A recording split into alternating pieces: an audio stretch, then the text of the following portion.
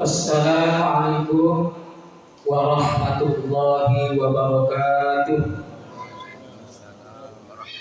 Alhamdulillah, wassalatu wassalamu ala rasulillah wa ala alihi wa sahbihi wa mawala.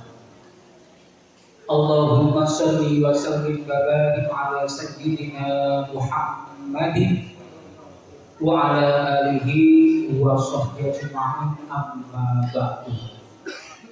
Baik jamaah Bapak Ibu, insyaallah pada malam hari ini dimuliakan oleh Allah Subhanahu wa taala. Amin ya rabbal alamin.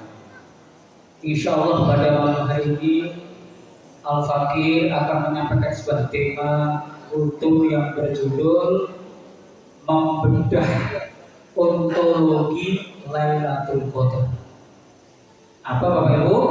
Membedah ontologi Lailatul Qadar, bukan sotologi ya. Bapak Ibu yang dirahmati oleh Allah Subhanahu wa taala. Apa ontologi? Ontologi itu ilmu filsafat kuno yang mempelajari dan membedah tentang sesuatu baik secara konkret maupun abstrak.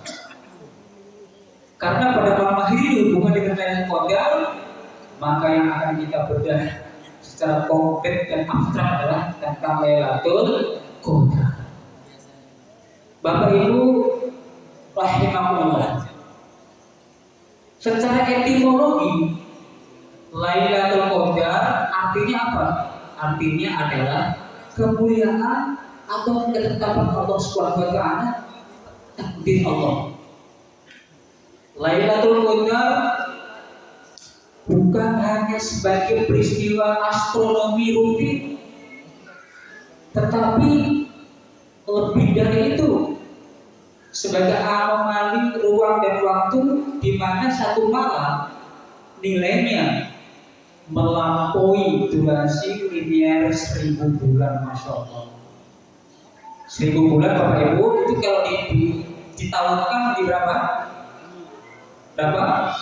Sekitar 83 tahun, masya Allah. Satu malam nilainya 1000 bulan, bahkan lebih, kurang lebih 83 tahun.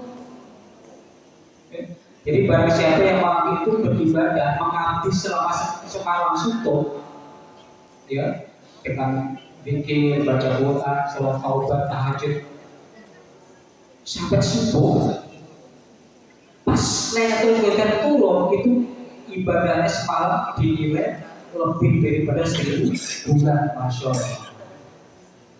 Secara tajam, maka Lailatul Qadar sebagai akselerasi spiritual, di mana kalau kita hitung rata-rata hidup manusia itu berapa baru 70-80 tahun misalnya, di mana ketika mengabdi semalam saja pada malam Lailatul Qadar, maka dilipat gandakan lebih daripada 1000 bulan atau kurang lebih 83 tahun, masya Allah.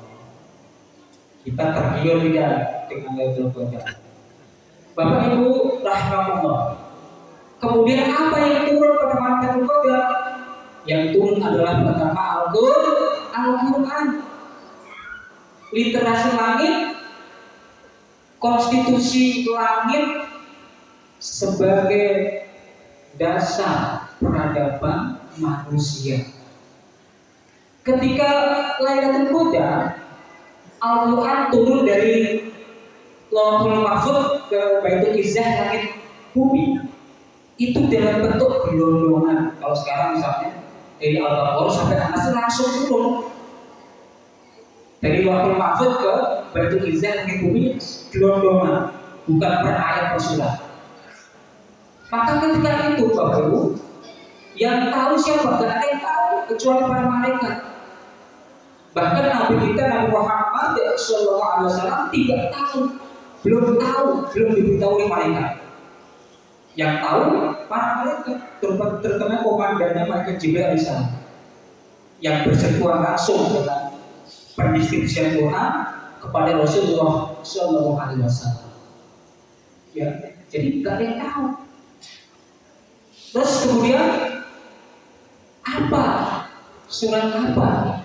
Setelah Rasulullah tahu, setelah itu diturunkan wahyu ke Rasulullah, baru Rasulullah kasih tahu mereka gitu. Ceritanya tentang surat Al-Qadar, inna anzalnahu fi lailatul qadar. Sesungguhnya kami telah membaca Al-Quran pada malam Lailatul Qadar itu diceritakan oleh Rasulullah.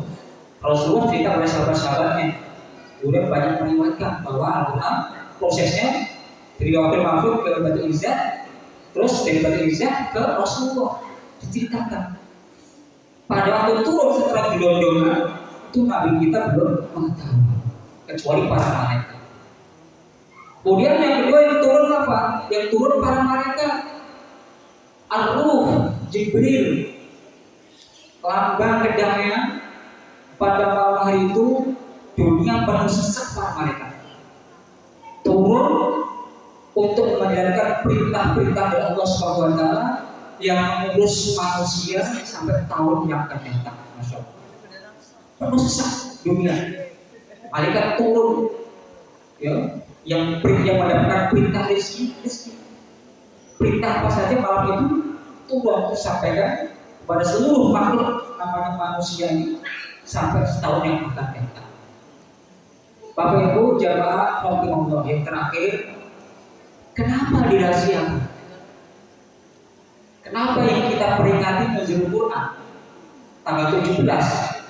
Kenapa bukan tanggal 21, 23, 25, 27? Ini kita berpikir kritis. Kenapa yang dirahasiakan?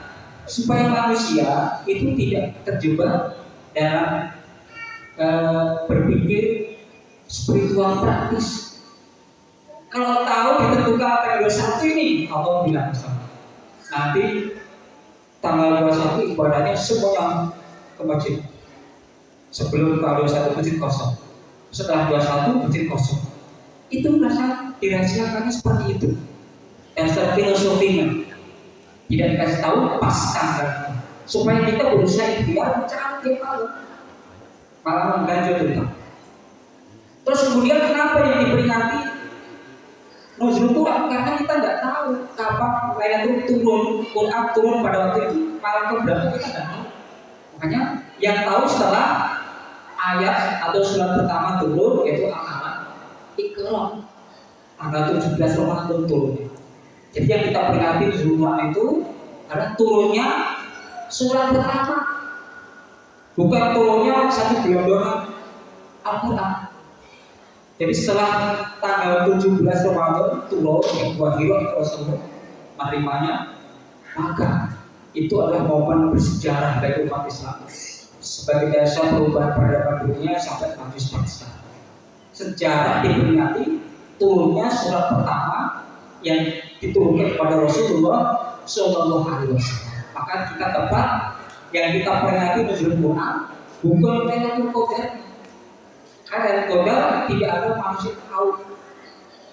Quran jelas tanggal 17 Ramadan surat pertama sampai berakhir 23 tahun dari Al-Baqarah sampai Nas, akhirnya Anas diterima oleh Rasulullah Shallallahu Alaihi Wasallam. Semoga bermanfaat, mudah-mudahan kita mendapatkan Lailatul Qadar. Dan setelah mendapatkan Lailatul Qadar, kita jangan menjadi ayam sayur. Kalau bisa yang gemar ayam jadi ayam bangkok. Mahal harganya. Surat-surat dipahami, bacaan surat dipahami sampai paham.